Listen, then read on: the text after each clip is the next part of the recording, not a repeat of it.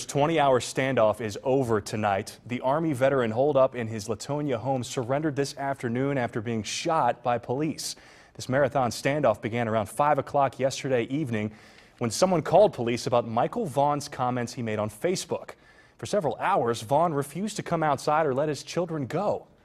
At 8:30 this morning, some 15 hours after the whole thing started, Vaughan finally let his 3 children out. And then finally, around 1 p.m. today, Vaughan turned himself in. During the standoff, Covington Police Chief Spike Jones says a lot of gunfire was exchanged. Police were most concerned about Vaughan's 3 kids, ages 15, 11, and 5, who again were inside the house for most of this standoff. Police say the kids are now with relatives. Vaughan set fire to the 3rd floor of his home and then moments later surrendered.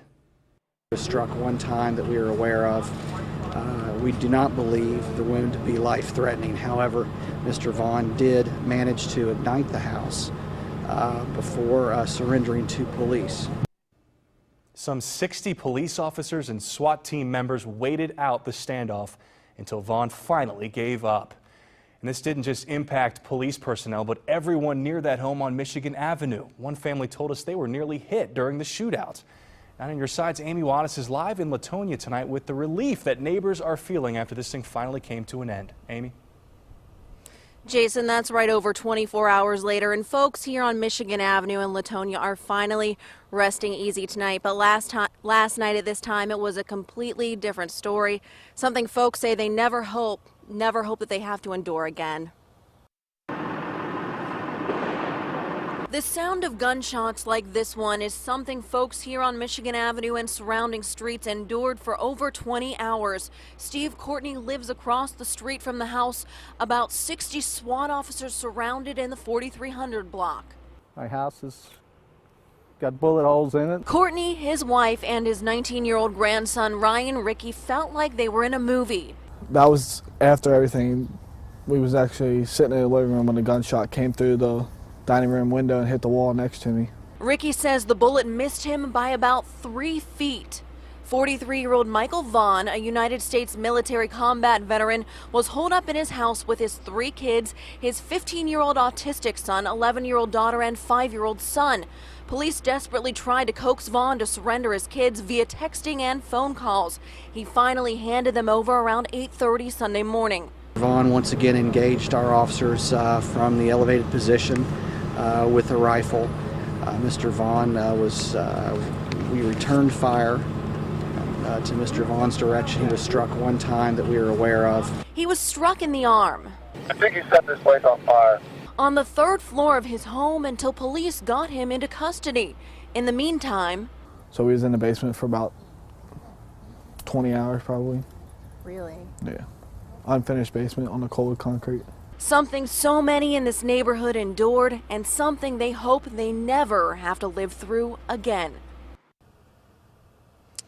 Now, Michael Vaughan is in the Kenton County Jail tonight, charged with attempted murder. Folks who live on the street say that Vaughan has lived here for about 2 years, and they've only seen him a handful of times. Again, his kids are in the custody of relatives tonight.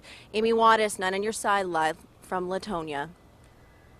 Well, Michael Vaughan was called a decorated military veteran by police. Tonight, we dug into who exactly Vaughan is and what may have happened in his life to lead up to this point. Michael Vaughan's Facebook page says he is a security analyst who was studying part-time to become a lawyer. The 43-year-old enlisted in the Army in 1989 and served time in Afghanistan as part of an engineering corps. Records show he's owned his home on Michigan Avenue in Covington since the summer of 2012. He had recently filed a lawsuit against the Kentucky Army National Guard, and in response to that suit, a judge wrote Vaughan was removed from a leadership position in the military due to poor decision-making and a lack of moral character. Sunday on his Facebook page, Vaughan blamed Kentucky Senator Rand Paul for his troubles. He also sent messages to his girlfriend and police, saying, "This will not end well. I will flat out die before any pig steps into this house. Kids are fine, they are asleep. For what it's worth, I love you. Ensure I receive my military burial. Too bad you didn't call." Later he wrote, "I watched people get interrogated by CIA agents in Afghanistan. Like a negotiator from Covington, Kentucky is going to talk me down? All night and all day, Vaughan's family and friends were responding to his Facebook comments you just saw there, pleading with him to turn himself in safely. Police say social media played a central role in resolving the situation on Michigan Avenue.